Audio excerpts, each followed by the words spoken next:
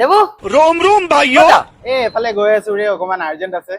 দে পাছত লগ পাই আছো মই এফালে গৈছিলো মোবাইল এটা বেয়া হ'ল বনাব দিবলৈ অ তাক বুজিলো 12,000 মান কৈছে কিন্তু আহোতে লগ পালো লগৰ এটাক তাৰো মোবাইল দোকান আছে সি কৈছে 5,000 টকা মানতে বনাই দিম বুলি সেইকাৰণে তাকে দি দিলো আৰু বনাবলৈ আচ্ছা ঠিক আছে মই এই যাব লাগে অকমান দেৰি হৈ আছে মানে হা ৰ আহি আছো মই এই তোৰ স্কুটি এখন ন এই মাইলেজ কিমান দিয়ে ন মোৰখনে দিয়ে 60-70 কিলোমিটাৰ মান দিয়ে কিন্তু স্প্লেণ্ডাৰ লৈছিলো যে সেইকাৰণে মানে গম পাইছ নাই স্প্লেণ্ডাৰ বাইকটো ভাল এইবোৰ আৰু কিমান দিয়ে তোৰ এখন কিমান দিয়ে স্প্লেণ্ডাৰখনটো ভালেই এই তোৰ মনত আছে আমি যে বিয়া এখনত গৈছিলো যে তাত যে মাংসই খতম হৈ গৈছিলে তাৰপিছত নিৰামিষ ভাত খাই কেনে ৰাতি আমি ওলাই আহিলো বিয়া ঘৰ ন হৈ যায় কেতিয়াবা কেতিয়াবা আৰু ধাবা বিচাৰি ফুৰিছিলো দুইটা মনত আছে নাই বিয়াখনৰ কথা আচ্ছা শুন না মোক মেডিকেল অকমান আৰ্জেন্ট যাব আছে মেডিকেল ফালে মই গৈ থাকো হা দে হ'ব দে তই যা দেই কিন্তু স্পৰ্টিংটো ক'ৰ পৰা ল'লি ভাল লাগিছে কিন্তু ন এইবোৰ খালি ৰং চং গুচি যায় আৰু গম পাইছ নাই যে